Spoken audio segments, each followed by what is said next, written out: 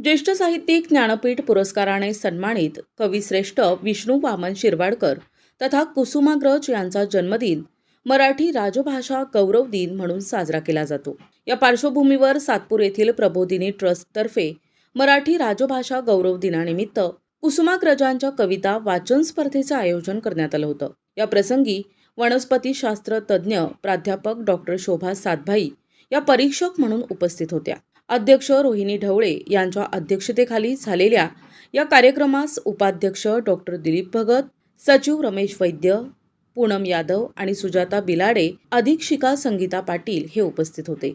प्रारंभी डॉक्टर शोभा सातभाई यांच्या हस्ते प्रतिमा पूजन करण्यात आले। त्यानंतर ट्रस्टच्या वतीने शोभा सातभाई यांचा सत्कार करण्यात आला।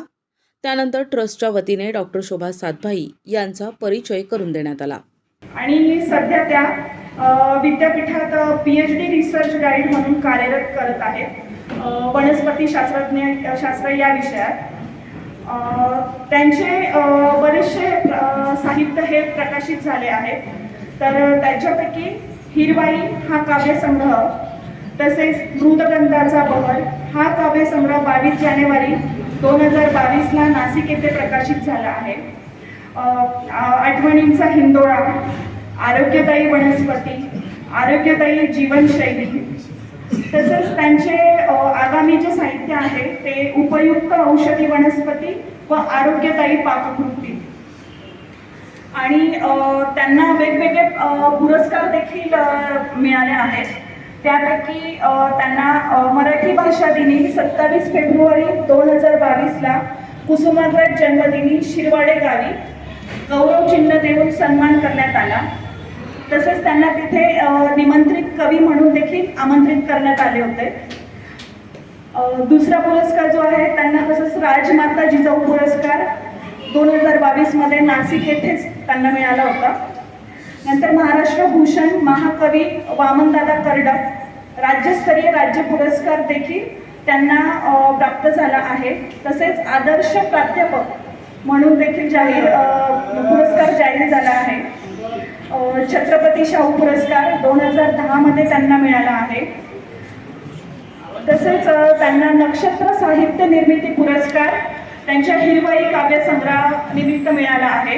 पण भाषा ही आपली मातृभाषा आहे आणि याचा गौरव हा या दिनानिमित्त आपण करतो आहोत। हा नवीन उपक्रम संस्थेतर्फे यावर्षी लागू करण्याचा मानस आमच्या अध्यक्षांनी व्यक्त केला आणि सुवर्ण महोत्सवी वर्षाच्या निमित्ताने हा उपक्रम सर्व आमच्या विभागांमध्ये राबवला जावा किंवा यावर्षी घ्यावा असा मानस व्यक्त करून तो आता अंमलात आणत आहोत। आणि या निमित्ताने खरोखर जो उद्देश आहे तो साध्य होतोय असं मलाही जाणवतंय। प्रबोधिनी ट्रस्ट संचलित प्रबोधिनी विद्या मंदिर ही शाळा मानसिक दिव्यांग मुलांच्या विकासासाठी काम करत आहे। कविता वाचन स्पर्धेत सहभाग घेत शाळेच्या शिक्षकांनी कुसुमाग्रज यांच्या कवितांचे वाचन केले। चिरपरिचित असलेल्या तात्यासाहेबांच्या या कवितेचा जागर इथे होऊन सर्वांनी त्याचा आनंद घेतला। यानंतर डॉक्टर शोभा सातभाई यांनी मार्गदर्शनपर भाषणात कुसुमाग्रज यांच्या साहित्याचा आढावा घेतला। आणि आपण खूप भाग्यवंत आहोत की आपण नाशिकचे रहिवासी आहोत। आणि या साहित्य नगरीत, खरं तर ही साहित्य नगरी पावन कुसुमाग्रजांमुळे झाली। ते इथे आले आणि त्यांनी सुरू केलेल्या कविता म्हणजे त्यांच्या कवितांचा जो साहित्याचा प्रवास सुरू झाला त्यातील जर अखंड पाहिलं तर खरं तर त्यांना चित्रपटात ऍक्टर व्हायचं होतं, नायक व्हायचं होतं, परंतु त्या पलीकडे हे जाऊन त्यांचं लिखाण अतिशय सुंदर होतं। त्यांनी तेही काम केलं। त्यांच्या लिखाणामुळे, कवितेमुळे ते त्यात अजरामर ठरले आणि मला असं वाटतं की मराठी विश्वातील साहित्यातील ते भूषण ठरले असं म्हटलं तर वावगं ठरणार नाही। तर इथे मी एवढंच बोलून थोडक्यात माझे 2 शब्द संपवते आणि माझी आवडती कथा ही स्पर्धेतील स्पर्धकांचे अभिनंदन करताना डॉक्टर सातभाई यांनी वाचनातील सादरीकरण आणि त्यातील खुबी समजावून सांगितल्या। तसेच कुसुमाग्रज यांची फक्त लढ म्हणा ही कविताही सादर केली।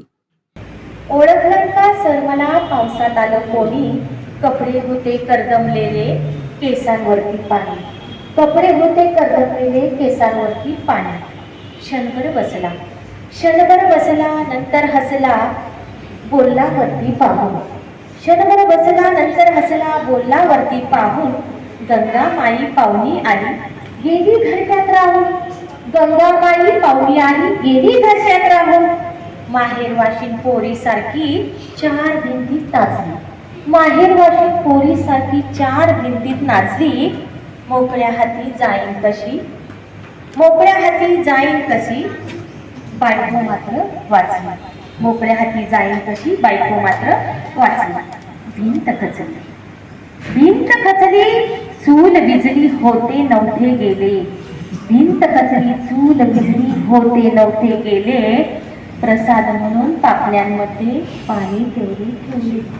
प्रसाद म्हणून पापण्यांमध्ये पाणी तेवढे ठेवले. कारभारणीला घेऊन संगे, कारभारणीला घेऊन संगे सर आता लढतो आहे. कारभारणीला घेऊन संगे सर आता लढतो आहे. पडकी भिंत बांधतो आहे, चिखलगाळ काढतो आहे. पडकी भिंत काढतो आहे, चिखलगाळ काढतो आहे.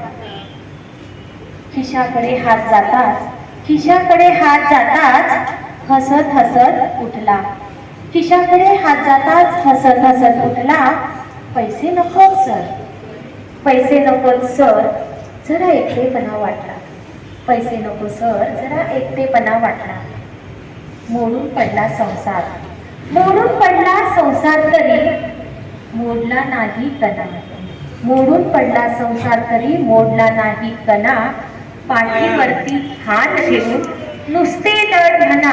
पाठीवरती हात ठेवून नुसते लढ म्हणा.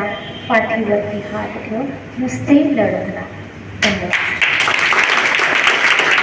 यानंतर डॉक्टर शोभा सातभाई यांनी स्पर्धेतील विजेत्यांची नावं घोषित केली. कुसुमाग्रज यांच्या जीवनावर प्रश्न विचारून त्यांनी विजेत्या स्पर्धकास सुविचारांची पुस्तके देऊन सन्मानित केले. प्रबोधिनी संरक्षित कार्यशाळा येथे पार पडलेल्या या कविता वाचन स्पर्धेचा आनंद दिव्यांग मुलांनी घेतला. मनोहर गायकवाड, दिशा न्यूज, नाशिक.